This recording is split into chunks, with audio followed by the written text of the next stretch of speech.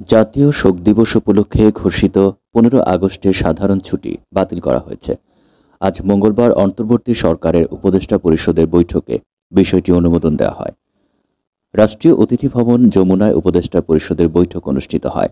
বৈঠক সূত্রে জানা যায়, উপদেষ্টা পরিষদের সঙ্গে রাজনৈতিক দলগুলোর সংলাপে ব্যাপক ঐকমত্যের ভিত্তিতে জাতীয় শোক দিবস উপলক্ষে ঘোষিত 15 আগস্টের সাধারণ ছুটি বাতিলের বিষয়টি আজ উপদেষ্টা পরিষদের বৈঠকে অনুমোদিত হয়। শেখ হাসিনার সরকার বঙ্গবন্ধু শেখ মুজিবুর রহমানের হত্যাকাণ্ডের দিন 15 আগস্ট জাতীয় শোক দিবস হিসেবে পালন করত। গতকাল সোমবার অন্তর্বর্তী সরকারের প্রধান উপদেষ্টা ডক্টর মোহাম্মদ ইউনূসের সঙ্গে পৃথক বৈঠক হয় বিভিন্ন রাজনৈতিক দলের। বিএনপি জামায়াত ছাড়াও গতকাল গণতন্ত্র মঞ্চ, সিপিবি, বাসদ, জাতীয় মুক্তি কাউন্সিল, এবি পার্টি, বাংলাদেশ জাতীয় পার্টি ও গণ অধিকার পরিষদের 2 অংশের সঙ্গে বৈঠক করেন প্রধান উপদেষ্টা।